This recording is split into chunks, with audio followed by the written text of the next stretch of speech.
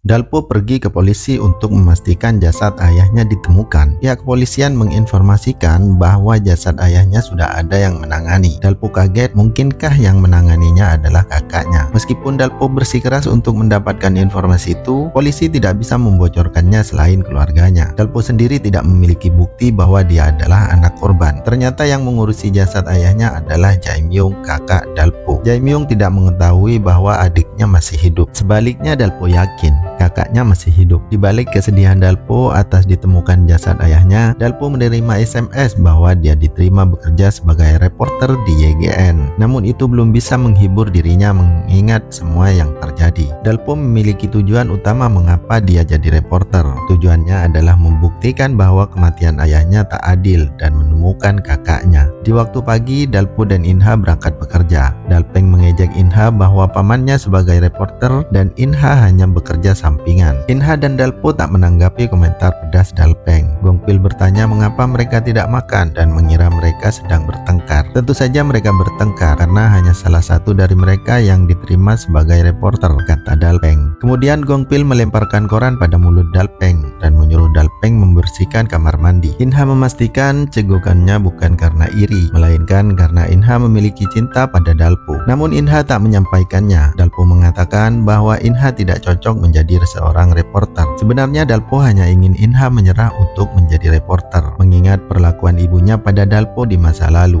dan membuat Dalpo takut. Inha terus merengek, menangis ketika melayani pelanggan di sebuah toko. Dia ingin mengutarakan cintanya pada Dalpo agar cegukannya berhenti. Tiba-tiba Bumjo menebak yang disukai Inha adalah Choi Dalpo. Inha kaget dan Bumjo menawarkan Inha agar bercerita padanya dan Bumjo siap membantu. Di kantor YGN, Dalpo melihat para reporter baru sedang berkumpul berbagi informasi para seniornya. Tiba-tiba mereka dikagetkan oleh Jang Hyun Kyu, senior yang dikenal si bacot Jang. Mereka kaget terlebih Yurai yang ketahuan memberikan informasi seniornya. Mereka ditugaskan oleh Jang untuk mencari informasi tentang YGN dengan limit seminggu. Di rumah ayahnya memujinya bahwa Dalpo telah menjadi reporter. Dalpo menceritakan akan berkeliling mencari berita. Inha kemudian pergi ke kamar mandi untuk menggosok gigi. Saat menggosok gigi, dia teringat akan tes kemarin. Kemudian dia melihat sikat gigi yang biasa dipakai Dalpo. Dia menggosokkannya ke dalam toilet. Setelah selesai, Inha keluar kamar mandi. Dipakailah sikat gigi tersebut oleh Dalpo. Sebelum dipakai, Inha mengambilnya dan membuang sikat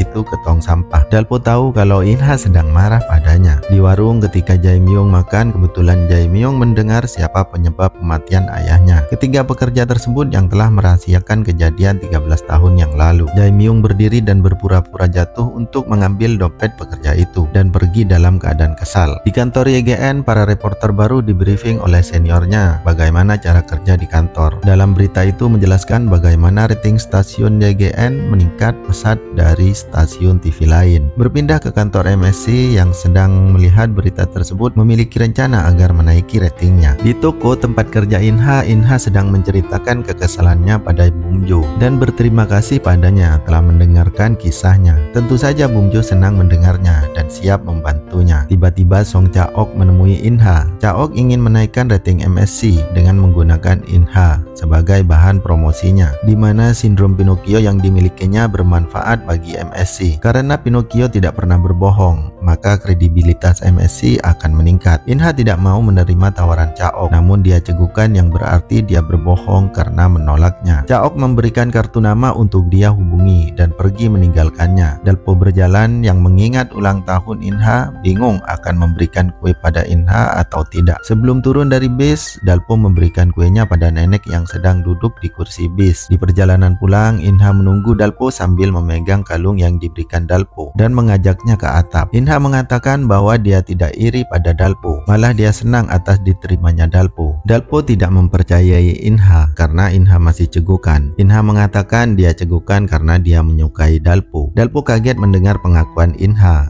Inha akan mencoba melupakan Dalpo bahwa dia menyukainya dan meninggalkan Dalpo. Kemudian di rumah Inha melihat ayahnya sedang memotong kue. Inha mengira ayahnya ingat hari ulang tahun Inha. Dalpo kaget melihat kue yang dia beli ada di rumahnya. Ternyata Dalpeng diberi oleh nenek yang sedang tersesat karena dia menolong nenek itu. Di kamar, Dalpo mengingat ucapan Inha bahwa mereka adalah keluarga. Inha menelpon Chaok dan menerima tawarannya. Di kantor, Kim Gongjo dan Lee Il-jo sedang membicarakan karyawan kosong sudah terisi oleh karyawan baru dengan jalur koneksi dari Chaok dan direkturnya. Gongjo akan protes karena jalurnya tidak sesuai aturan. Percakapan itu didengar oleh Inha dan Bumjo. Setelah keluar dari lift, mereka bertemu dengan Chaok dan memperkenalkan Gongjo dan Il-jo. Namun seperti biasa, Gongjo lain dengan ucapannya tadi. Gongjo memberikan salam selamat datang pada Bumjo dan Inha. Kemudian Inha diajak ke tempat make up oleh Chaok. Chaok kemudian memberikan sepatu miliknya pada Inha karena sepatu yang dipakai Inha sudah jelek. Di kantor MSC,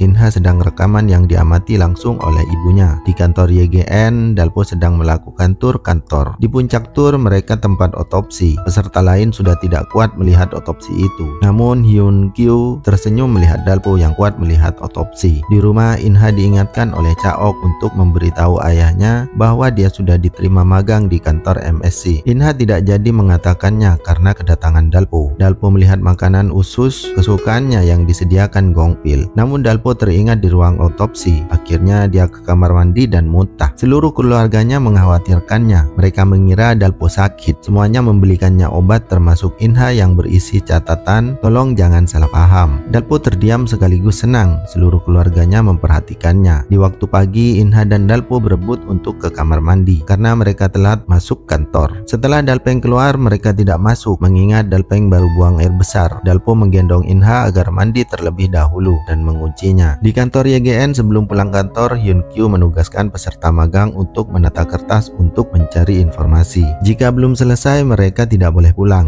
Yurai menangis karena takut pada Hyun Kyu. Jae-myung dipaksa temannya untuk mengganti rugi lecet mobilnya. Awalnya Jae-myung tidak mau, namun karena didesak akhirnya Jae-myung mau. Jae-myung menghubungi pekerja yang dia ambil dompetnya dengan alasan dia menemukannya dan akan memberikannya di kawasan terbengkalai. Dalpo menerima telepon dari teman Jae-myung dan berangkat menemuinya. Jae-myung mengajak pekerja tersebut ke tempat sepi dan meminjam ponselnya dengan alasan baterainya lowbat. Jae-myung telah memasang jebakan di kompleks itu agar pekerja itu masuk jebakannya. Jae-myung menyuruhnya terus berjalan. Akhirnya pekerja itu masuk ke dalam jebakan Jae-myung. Setelah Dalpo mengganti bumper yang lecet, Dalpo segera kembali ke kantornya dan ternyata Dalpo telah ditunggu oleh Hyun Kyu dan menyuruh teman-teman lainnya pulang agar Dalpo yang menata kertas itu sendirian. Teman-temannya merasa kasihan pada Dalpo. Yurai juga kasihan, namun dalam hatinya dia merasa senang karena bisa pulang duluan. Dan yang ditandai Hyun Kyu beralih pada Dalpo. Di kantor MSC, Inha kagum pada Bumjo karena koneksinya adalah direktur dan Inha melihat dirinya tayang di TV. Hatinya senang melihatnya. Ketika Dalpo menata kertas, tiba-tiba Gyodong datang menemui Dalpo dan menanyakan alasan Dalpo menjadi reporter. Karena setahu Gyodong, Dalpo ingat kata-katanya 8 tahun lalu. Namun Dalpo diam tak memberikan alasannya. Lalu Gyodong menutup pintu rapat agar hanya dia yang tahu alasan Dalpo menjadi reporter. Kemudian Dalpo mengaku kalau masih sesak jika berada di dalam kantor berita. Namun dia memiliki tujuan. Tujuannya adalah pengakuan dirinya pada stasiun TV dan ketidakadilan pada para reporter terhadapnya yang telah mengambil segalanya darinya. Ayah, ibu, dan kakaknya dan juga namanya pun telah berubah karena para reporter. Dengan dia menjadi reporter, maka dia akan meluruskannya. Gyodong tertegun mendengarnya. Di tempat kosong, Jae-myung mengatakan pada pekerja yang sudah masuk dalam jebakannya, mengaku bahwa dia adalah Jae-myung, anak dari Ki Ho-sang. Jae-myung membalas pekerja itu karena tidak mengaku dan menghancurkan keluarganya. Apa yang Jae-myung rasakan agar juga dirasakan oleh keluarga pekerja itu. Episode 5 sudah berakhir. Kita lanjut episode berikutnya. Salam, annyeonghaseyo.